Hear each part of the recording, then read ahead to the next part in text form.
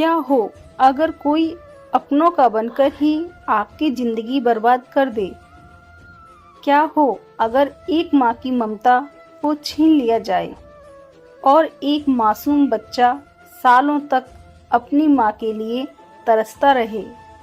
यह कहानी है 3 बहनों की, जिनकी जिंदगी एक सौतेली माँ की साजिश ने पूरी तरह बदल दी। और फिर एक बेटी की, जिसने 15 साल बाद अपनी माँ को ढूंढने के लिए मौत से भी टक्कर ले ली। क्या वह अपनी माँ को बचा पाएगा? क्या सच जीत पाएगा या बुराई सब कुछ खत्म कर देगी? जानने के लिए इस कहानी को अंत तक जरूर देखिए, क्योंकि यह सिर्फ एक कहानी नहीं है, एक गहरी सीख है। पुराने जमाने की बात है। किसी गांव में राजवीर नाम का एक व्यापारी रहता था। उसकी 3 बेटियां थीं, जो बहुत ही सुंदर थीं। राजवीर अपनी बेटियों के सहारे ही अपना जीवन गुजार रहा था, क्योंकि कुछ साल पहले एक बीमारी के कारण उसकी पत्नी का देहांत हो गया था। राजवीर की सबसे छोटी बेटी का नाम सरोज था, जो तीनों बहनों में सबसे अधिक बुद्धिमान और समझदार थी। राजवीर अपनी तीनों बेटियों से बहुत प्रेम करता था। उसने कभी भी अपनी बेटियों को उनकी माँ की कमी महसूस नहीं होने दी। वह उनकी हर इच्छा पूरी करता था। धीरे धीरे समय बीतता गया। अब राजवीर की बेटियां बड़ी हो चुकी थीं और अपने पिता के लिए स्वयं खाना बनाने लगीं। जब राजवीर व्यापार के सिलसिले में बाहर जाता, तो उसकी बेटियां उसके लिए खाना तैयार करके साथ में दे देती थीं। उसी गांव में एक विधवा औरत रहती थी, जिसकी 15 वर्ष की एक बेटी थी। उस विधवा की आदत थी कि वह हर घर में कुछ न कुछ मांगने चली जाती थी। जब राजवीर की बेटियां अपने पिता के लिए खाना बनाती, तो वह औरत अक्सर उसी समय उनके घर राख मांगने के लिए आ जाती थी। लेकिन राजवीर की सबसे छोटी बेटी सरोज को वह विधवा औरत बिल्कुल भी अच्छी नहीं लगती थी। जब भी वह औरत उनके घर आती, तो सरोज अपनी बहनों से कहती, यह औरत हमारे घर क्यों आती है? यह औरत बिल्कुल भी अच्छी नहीं है। दोनों बड़ी बहनें सरोज को समझाती, देखो यह विधवा औरत है और गरीब है। अगर हमारे घर से राख ले जाती है तो इसमें तुम्हारा क्या नुकसान है? सरोज उनकी बातें सुनकर चुप हो जाती है, लेकिन फिर कहती है, देख लेना, यह औरत एक ना एक दिन हम सब के लिए मुसीबत खड़ी करेगी। यह सिलसिला यूं ही चलता रहा। वह औरत रोज उनके घर से राख लेने आती और मौका पाकर राजवीर के खाने में उसे मिला देती। राजवीर ने जब अपने खाने में खराबी महसूस की, तो उसने सोचा कि शायद उसकी छोटी बेटी खाना बनाती है, इसलिए उनसे कोई गलती हो जाती होगी।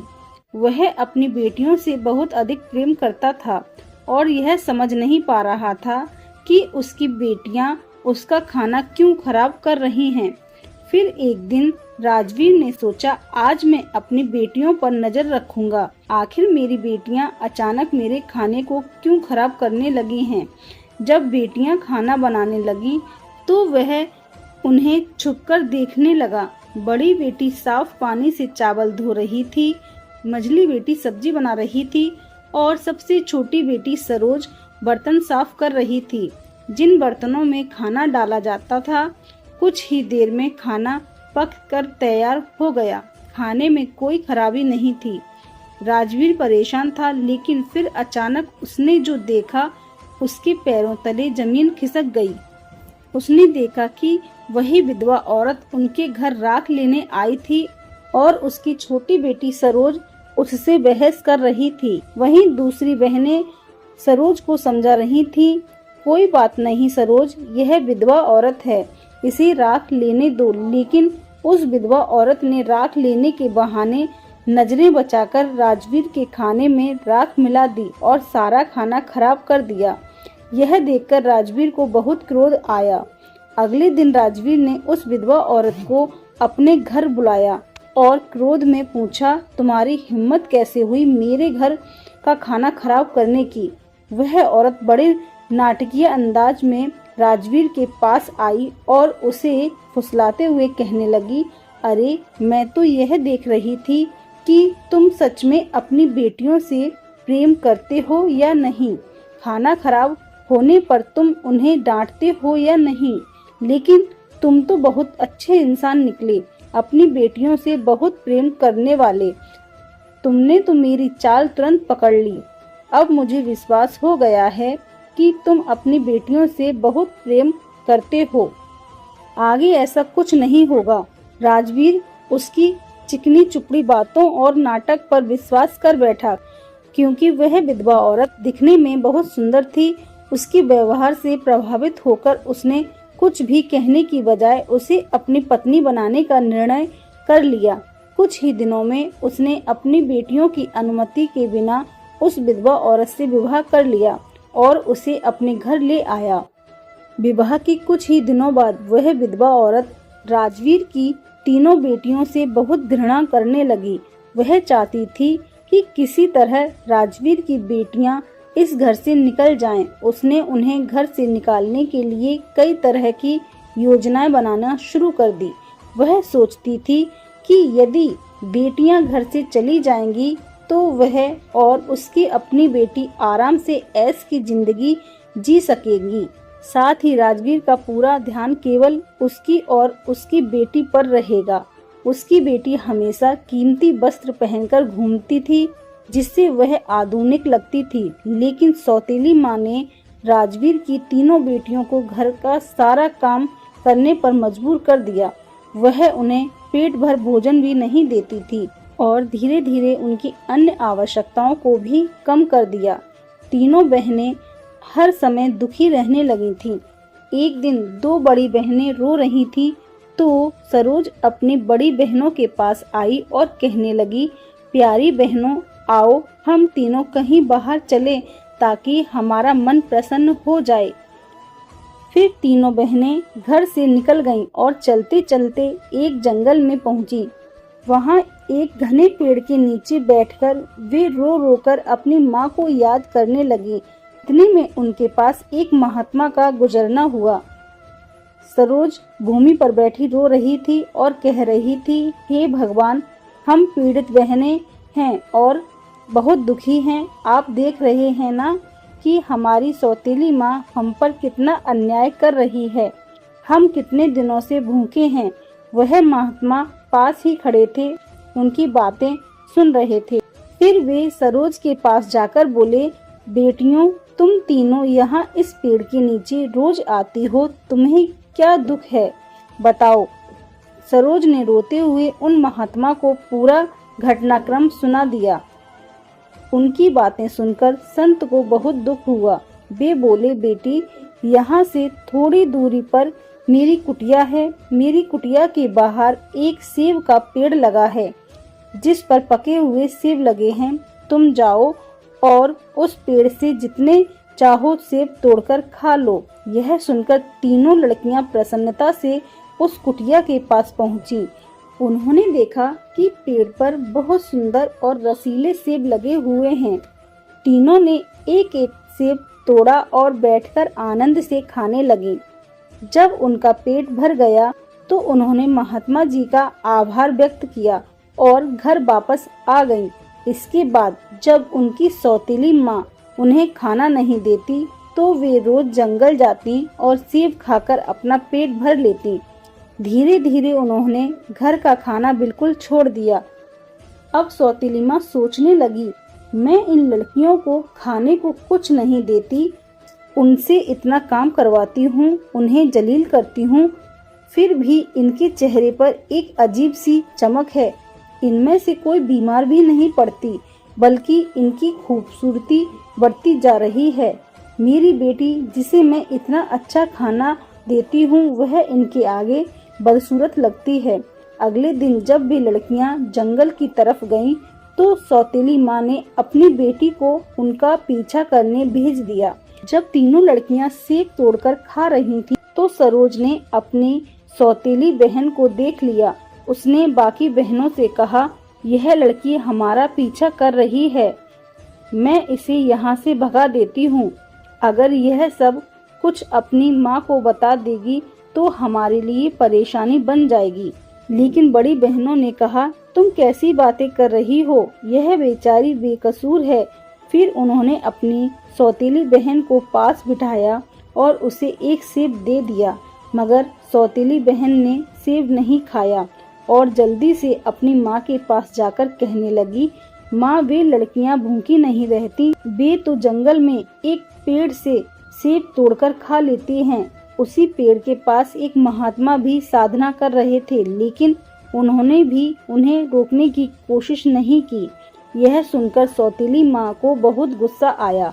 वह सोचने लगी, मैं इन लड़कियों को सेब खाने से कैसे रोकूं? पूरा दिन वह इसी सोच में गुस्से में बैठी रही। शाम को जब राजवीर काम से घर वापस आया और अपनी बीबी को परेशान देखा, तो उसने पूछा, क्या हुआ, तुम उदास क्यों बैठी हो? वह बोली, मेरे सिर में बहुत तेज दर्द है और यह किसी दवा से नहीं ठीक होगा।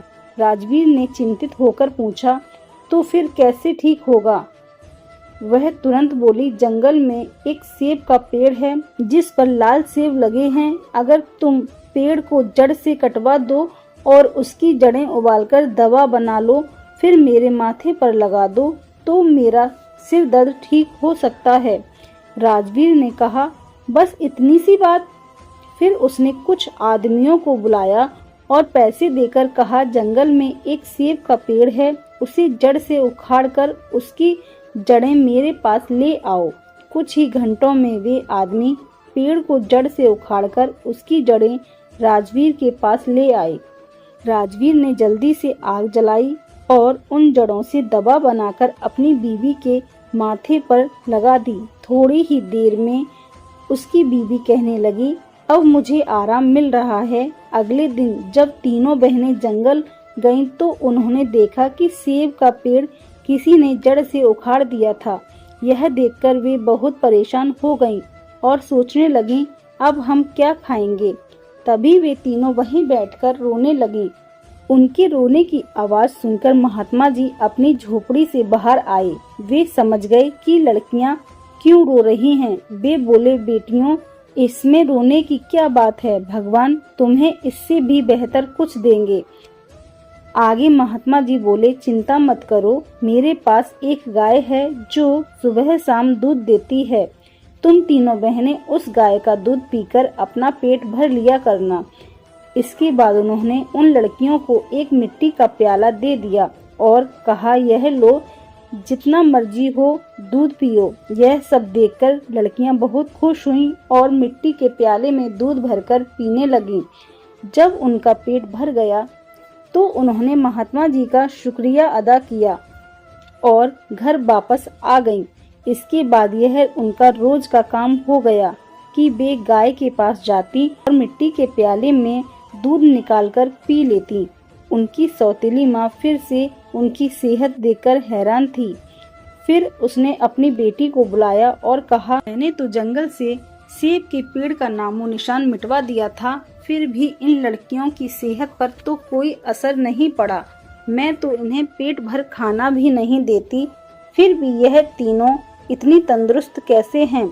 फिर उसने अपनी बेटी से कहा, जाओ इनका पीछा करो और तुम पता लगाओ कि यह क्या खाती हैं। वह लड़की फिर से अपनी बहनों का पीछा करते हुए जंगल में गई। जब तीनों मिट्टी के प्याले से दूध पी रही थीं, तो सरोज ने पीछे मुड़कर देखा और अपनी सौतेली बहन को चुपचाप खड़ा पाया। उसने अपनी बहनों से कहा, देखो, यह लड़की फिर हमारा पीछा कर रही है, जल्दी उठो और इसे यहाँ से भेजो, वरना यह जाकर सब बता देगी और फिर घर में हंगामा खड़ा हो जाएगा। लेकिन सरोज की बड़ी बहनों ने उसे डांटते हुए कहा, तुम्हारा आखिर मतलब क्या है? माना कि हमारी सौतेली माँ हम पर जुल्म करती है, लेकिन इसमें इस बेचारी का क्या कसूर? सरोज यह सुनकर चुपचाप हो गई। इसके बाद तीनों ने अपनी सौतेली बहन को अपने पास बिठाया और मिट्टी के प्याले में दूध भरकर उसे दिया। उस लड़की ने दूध पिया और जल्दी से अपनी माँ के पास पहुंचकर गाय और दूध वाली पूरी बात बता दी। सौतेली माँ को यह सुनकर बहुत गुस्सा आया। उसने अपने गांव के कुछ आदमियों को बुलाया और कहा, जितने पैसे चाहो मैं तुम्हें दूंगी, लेकिन तुम्हें जंगल में जाना होगा। वहाँ एक महात्मा की झोपड़ी और गाय है। तुम्हें उस झोपड़ी को गिराना है और उस गाय को वहाँ से कहीं दूर भगा देना, जहाँ से वह लौटकर वापस ना आ सके। बदले में तुम्हें बहुत पैसा मिलेगा। कुछ ही देर में वे लोग उसकी मर्जी के मुताबिक सब कुछ करके लौट आए। अब वह औरत बहुत खुश थी। अगले दिन जब तीनों बहनें जंगल में गईं, तो उन्होंने देखा कि वहाँ ना तो गाय है और ना ही संत की झोपड़ी। यह देखकर के वे पहाड़ जैसा दुख महसूस करने लगी। वे वहीं बैठकर रोने लगी और भूखी प्यासी अपने घर लौट आईं। उनकी सौतेली माँ को यह देखकर बहुत सुकून महसूस हुआ। एक दिन वह फिर बीमारी का बहाना बनाकर लेट गई। शाम को जब राजवीर घर आया तो अपनी पत्नी को बीमार देखकर बहुत दुखी हो गया। उदास मन के साथ अपनी पत्नी से बोला, भाग्यवान, तुम चिंता मत करो, चाहे मेरा सब कुछ बिक जाए, लेकिन मैं तुम्हें कुछ नहीं होने दूंगा। तुम्हारा इलाज सबसे अच्छे वैद्य से करवाऊंगा। लेकिन उसकी बीवी कुछ और ही चालें चल रही थी। उसने कहा, आपको इतना कुछ करने की जरूरत नहीं है। मेरी जिंदगी बचाने के लिए बस एक छोटा सा काम करो। राजवीर बोला, जल्दी बताओ क्या करना है, मैं वही करूँगा। उसकी बीवी बोली, तुम अपनी तीनों बेटियों का खून निकालकर मेरे हाथों और पैरों की हथेलियों पर मल दो, तभी मैं ठीक हो सकती हूँ। यह सुनकर राजवीर की आंखों में से आंसू आ गए, क्योंकि वह अपनी बेटियों से बहुत अधिक प्रेम करता था।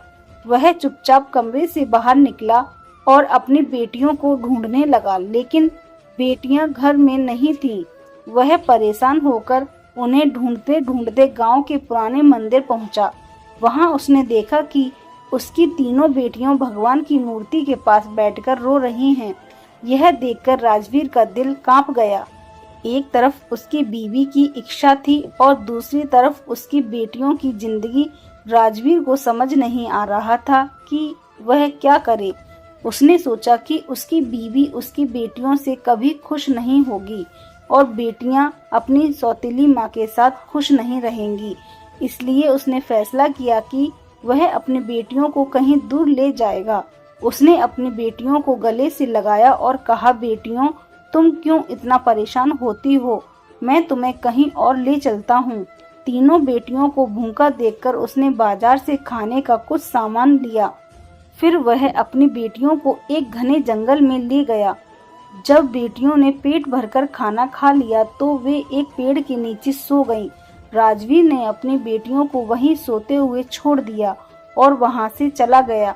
उसके दिल में बस यही ख्याल था कि कम से कम उसकी बेटियां जिंदा तो रहेंगी और अपनी सौतेली माँ के जुल्म से बची रहेंगी। घर जाते हुए रास्ते में उसने एक हिरण का शिकार किया और उनका खून लेकर अपनी बीवी को दे दिया। उसकी बीवी ने वह खून अपने हाथों और पैरों पर लगाया और खुश होकर कहा, अब मुझे आराम है। उसे यकीन हो गया कि राजवीर ने अपनी बेटियों को मार दिया है। दूसरी तरफ जब तीनों बहनें जागी तो उन्होंने देखा कि उनका पिता उन्हें छोड़कर जा चुका है।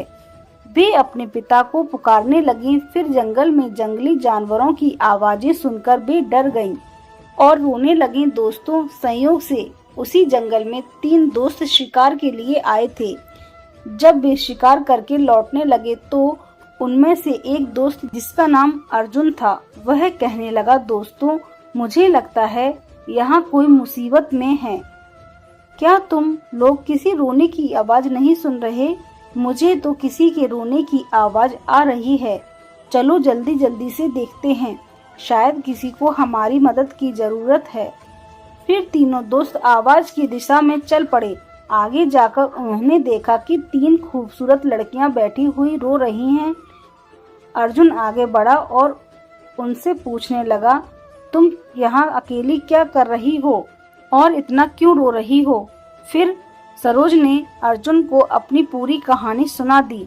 लड़कों को उन पर बड़ा तरस आया। वे आपस में कहने लगे, क्यों ना हम इन लड़कियों से शादी कर लें, इन्हें एक छत भी मिल जाएगी और हमारी जिंदगी भी सुकून से गुजरने लगेगी। फिर उन तीनों लड़कों ने उन तीनों लड़कियों से शादी कर ली।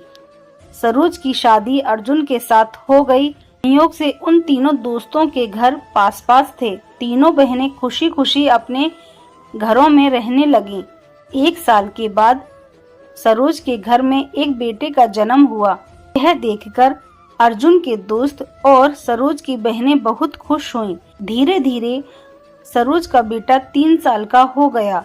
एक दिन अर्जुन ने अपने दोस्तों से कहा, मेरा आज जंगल में शिकार करने का मन हो रहा है, चलो शिकार पर चलते हैं। लेकिन उसके दोस्तों ने मना कर दिया और कहा, हमें तो किसी जरूरी काम से जाना है, हम तुम्हारे साथ जंगल नहीं जा सकते। फिर अर्जुन ने सरोज से इजाजत ली और अकेला ही जंगल में शिकार के लिए चला गया। लेकिन इसके बाद कई दिन गुजर गए और अर्जुन घर वापस नहीं आया। सरोज बहुत परेशान हो गई। उसकी बहनें भी उसकी चिंता देखकर चिंतित हो गईं। अर्जुन के दोस्तों ने सरोज को तसल्ली देते हुए कहा, तुम चिंता मत करो, हम अर्जुन को ढूंढकर जरूर वापस लाएंगे। लेकिन पता नहीं क्यों जब अर्जुन के दोस्त उसे ढूंढने जंगल गए तो वे भी वापस नहीं लौटे। अब उन तीनों बहनों पर एक बार फिर से दुखों का पहाड़ टूट पड़ा। एक दिन सरोज अपने बेटे को सुला रही थी कि किसी ने दरवाजे पर आवाज लगाई। उसने जल्दी से जाकर दरवाजा खोला तो क्या देखती है कि एक भिखारी जिसने पुराने कपड़े पहने हुए थे दरवाजे पर खड़ा है। सरोज उसे देखकर बोली, बाबा, मेरा पति घर पर नहीं है, मैं आपको घर में आने की इजाजत नहीं दे सकती। जब मेरा पति आएगा तब आप आ जाना।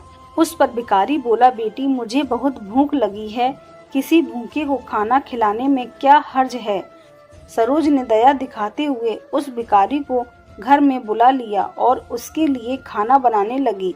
साथियों, असल में वह भिखारी एक जादूगर था।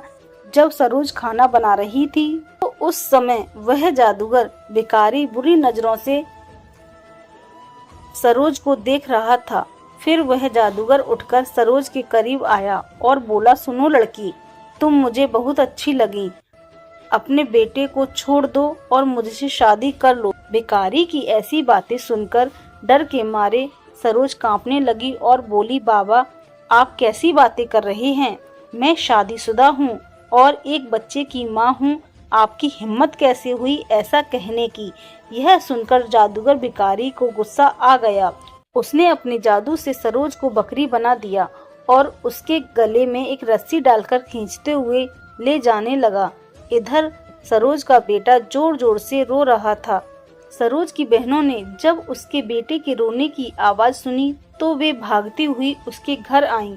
उन्होंने जल्दी से सरोज के बेटे को गले लगाया और अपनी बहन को घर में ढूंढने लगी, लेकिन उन्हें सरोज कहीं नजर नहीं आई। समय ऐसे ही गुजरता गया और अब सरोज को भी गुम हुए 15 साल हो चुके थे। इस दौरान सरोज का बेटा जवान हो चुका था और सरोज की दोनों बहनों ने मिलकर उसे पाला था। एक दिन सरोज की बहनों ने उसे उसकी माँ के बारे में सारी सच्चाई बताई। यह सुनकर वह बहुत परेशान हो गया और बोला, मौसी, आज मैं अपनी माँ और पिता को जरूर ढूंढने जाऊंगा।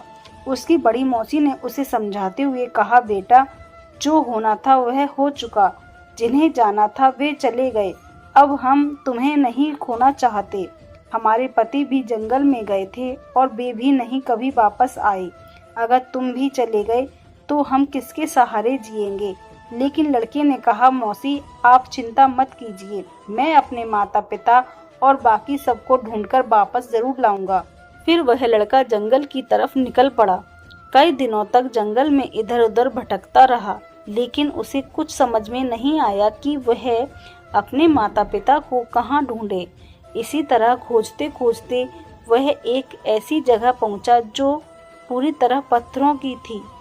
वहां उसने पत्थर की इमारतें देखी और एक सुंदर छोटा सा पत्थर का घर देखा।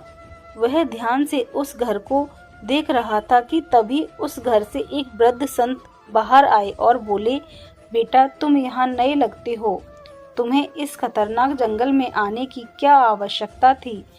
लड़के ने उत्तर दिया, बाबा जी मैं अपने माता पिता और अपने घर वालों को खोजने के लिए यहाँ आया हूँ। मेरी माँ को एक जादूगर बकरी बनाकर अपने साथ ले गया था। उस लड़के की बातें सुनकर वह वृद्ध संत बोले, बेटा यह क्षेत्र एक बहुत बड़े जादूगर का है। वह बहुत शक्तिशाली है। जो भी उससे टकराता है या तो वह उसका अपमान करता है या उसे पत्थर का बना देता है। यह जो तुम अपने आसपास पत्थर देख रहे हो, यह भी कभी मनुष्य थे। जादूगर ने इन्हें पत्थर का बना दिया। कुछ वर्ष पहले यहाँ एक युवक आया था। उसके बाद उसके पीछे 2 और युवक आए। जादूगर ने उन्हें पेड़ और पत्थर में बदल दिया और उसने एक पवित्र निष्ठावान लड़की को भी 15 वर्षों से बंदी बनाकर रखा है। वह जादूगर उस लड़की से विवाह करना चाहता है, लेकिन वह लड़की किसी भी तरह मान नहीं रही। वृद्ध संत की बातें सुनकर लड़का सोचने लगा, निश्चित ही यह लड़की मेरी माँ है और यह लोग मेरे ही परिवार के लोग हैं। आखिरकार मैंने अपनों को खोज ही लिया। इसके बाद लड़के ने वृद्ध संत को अपनी पूरी कहानी सुनाई और कहा, बाबा जी कृपया आप मेरी मदद करें। इन असहाय लोगों को बचाने का कोई उपाय बताइए। दोस्तों, वृद्ध संत जिनकी झोपड़ी को कभी सरोज की सौतेली माता ने जला दिया था, मुस्कुराए और बोले, बेटा परमात्मा हमेशा नेक दिल वालों की मदद करता है, तुम्हें हिम्मत नहीं हारनी चाहिए। वृद्ध संत विवश होकर इस खतरनाक क्षेत्र में आकर रहने लगे थे। उन्होंने लड़की को वचन दिया, मैं तुम्हारा साथ अवश्य दूंगा। वृद्ध संत सोचने लगे, क्या पता इस लड़के की मां को मुक्त कराने से बाकी बंदियों को भी जादूगर की कैद से मुक्ति मिल जाए। फिर वृद्ध संत ने बाकी गांव वालों को बताया, यह मेरा पोता है जो दूसरे गांव से मुझसे मिलने आया है। जब जादूगर को संदेह हुआ कि गांव में कोई नया लड़का आया है, तो वह तुरंत वृद्ध संत के पास पहुंचा और पूछने लगा, यह कौन है। वृद्ध संत ने उत्तर दिया, यह मेरा पोता है। इस प्रकार जादूगर और लड़के की भेंट हुई। लड़का अपनी पहचान छिपाकर जादूगर से मिलने लगा। जादूगर ने लड़के को देखकर कहा, तुम बहुत समझदार लगते हो और अपने दादा की तरह नेक और मासूम हो। कल तुम मेरा एक कार्य करोगे। मैं तुम्हें एक भवन में भेजूंगा जहां एक लड़की को मेरा संदेश देना है। मैं उससे विवाह करना चाहता हूँ। लड़का समझ गया कि वह अपनी माँ से मिलने जा रहा है।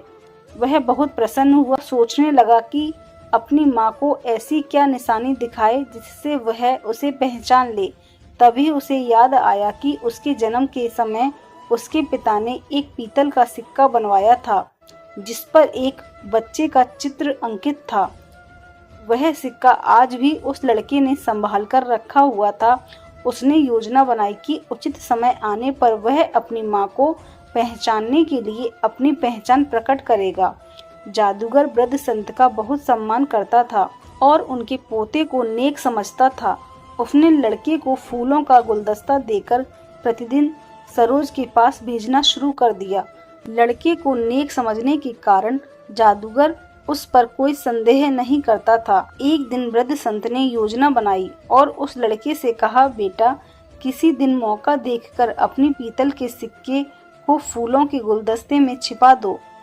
जब तुम्हारी माँ तुम्हें देखेगी तो वह तुरंत तुम्हें पहचान लेगी, लेकिन यह कार्य सरल नहीं होगा। जादूगर ने सरोज की निगरानी के लिए एक पहरेदार नियुक्त कर रखा है जो हर समय कड़ी नजर रखता है। सरोज को एक कमरे में बंद करके रखा गया है जहां किसी को जाने की अनुमति नहीं है। लड़का प्रतिदिन गुलदस्ता लेकर सरोज के पास जाता है और वहां जादूगर की एक सेविका हमेशा सरोज के साथ रहती है। एक दिन सौभाग्य ने लड़के का साथ दिया। ऐसा अवसर मिला जब कमरे में सरोज के सिवाय कोई नहीं था। लड़के ने जल्दी से पीतल के सिक्के को फूलों के गुलदस्ते में छुपाकर सरोज के चरणों में रख दिया। जैसे ही गुलदस्ता भूमि पर रखा तो सिक्का बजने की ध्वनि हुई। सरोज ने आश्चर्य से गुलदस्ता उठाया और फूलों में रखे पीतल के सिक्के को पहचान लिया। यह वही सिक्का था जो बरसों पहले अर्जुन ने अपने पुत्र के जन्मदिन पर बनवाया था। सरोज की दृष्टि तुरंत गुलदस्ता लाने वाले लड़के की ओर उठी। दोनों की दृष्टि मिलते ही सत्य प्रकट हो गया।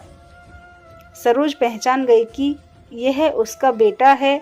इसके बाद सेविका आते ही सरोज का बेटा वहां से चला गया। अपने बेटे से मिलने के बाद सरोज के अंदर एक नई उम्मीद जागने लगी। जादूगर ने सरोज को बंदी बना रखा था, लेकिन उसका बेटा अपनी मां को मुक्त कराने की योजना बनाने में लगा था। उसने अपनी मां सरोज के लिए एक पत्र लिखा और उसे संभाल कर रख लिया। अगले दिन वह फूलों का गुलदस्ता लेकर गया और सरोज के पास रखकर चला गया। जब सरोज की सेविका वहां से गई तो सरोज उस गुलदस्ते को देखने लगी।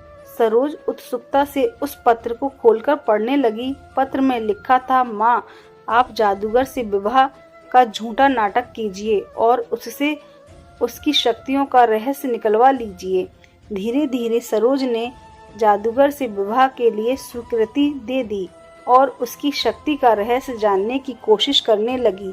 एक दिन वह अपनी योजना में कामयाब हुई और उसने जादूगर से उसकी शक्तियों का रहस्य निकलवा लिया। जादूगर ने बताया कि उसकी प्राण शक्ति एक तोते में है जो एक पिंजरे में बंद है और एक घने जंगल में पेड़ के नीचे कड़ी सुरक्षा में रखा गया है। फिर सरोज ने यह रहस्य अपने बेटे को बताया, लेकिन उसे खतरे से बचाने के लिए उसने जाने से मना किया। फिर भी बेटे ने अपनी मां को विश्वास दिलाया कि वह सफल होकर लौटेगा। अब कई दिनों के परिश्रम के बाद वह जंगल में पहुंचा। किसी तरह मौका देखकर उसने तोते को पिंजरे से निकाल लिया और जादूगर की इमारत तक वापस ले आया। जब जादूगर ने तोते को उस लड़के के हाथ में देखा तो उसके पैरों तले जमीन खिसक गई। वह उस लड़के से तोते की वापसी की विनती करने लगा। फिर लड़के ने चतुराई से जादूगर से सभी बंदियों को मुक्त करवाया। इसके बाद उसने तोते के पंख खींचकर तोड़ दिए, जिससे जादूगर की शक्ति समाप्त हो गई। अंत में उसने तोते की गर्दन मरोड़ दी, जिससे जादूगर भी मर गया। फिर लड़के ने अपनी मां सरोज, पिता अर्जुन और बाकी सभी बंदियों को मुक्त कराया। फिर वे सभी धर्मपरायण वृद्ध के पास पहुँचे। सभी ने वृद्ध संत का धन्यवाद किया और अपने घर लौट आए। सरोज की बहनें अपने पतियों से मिलकर बहुत प्रसन्न हुईं, जो जादूगर की कैद में बरसों तक रह रहे थे।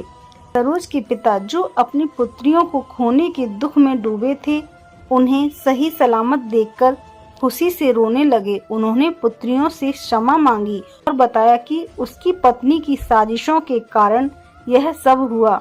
राजवीर को अपनी गलतियों का बहुत पछतावा था और वह फूट फूट कर रोने लगा। पुत्रियों ने अपने पिता को सांत्वना दी और कहा, आप चिंता मत कीजिए पिताजी, हम अपने जीवन से बहुत खुश हैं। फिर उसके पिता ने बताया कि उनकी सौतेली माँ, जो उन पर अत्याचार करती थी, एक दिन भयंकर बीमारी का शिकार होकर इस संसार से विदा हो गई। अर्जुन ने सरोज और अपने पुत्र को गले से लगा लिया। इसके बाद सब ने खुशी और सुकून के साथ अपनी जिंदगी गुजारना शुरू की। तो दोस्तों, इस कहानी से हमें यह शिक्षा मिलती है कि बुराई चाहे कितनी भी ताकतवर क्यों ना हो, अंत में जीत हमेशा सच्चाई और अच्छे कर्मों की ही होती है। और जो लोग दिल से सच्चे होते हैं, भगवान हमेशा उनकी मदद के लिए किसी न किसी रूप में जरूर आते हैं। अगर आपके दिल को यह कहानी छू गई हो तो वीडियो को लाइक जरूर करें, अपने दोस्तों और परिवार के साथ भी शेयर करें, ताकि वो भी इस प्यारी सीख को समझ सकें और ऐसी ही ज्ञानवर्धक और दिल छू लेने वाली कहानियों के लिए चैनल को सब्सक्राइब करना बिल्कुल मत भूलिए। तो मिलते हैं दोस्तों अगली एक और शानदार कहानी के साथ। तब तक के लिए धन्यवाद। जय श्री राम।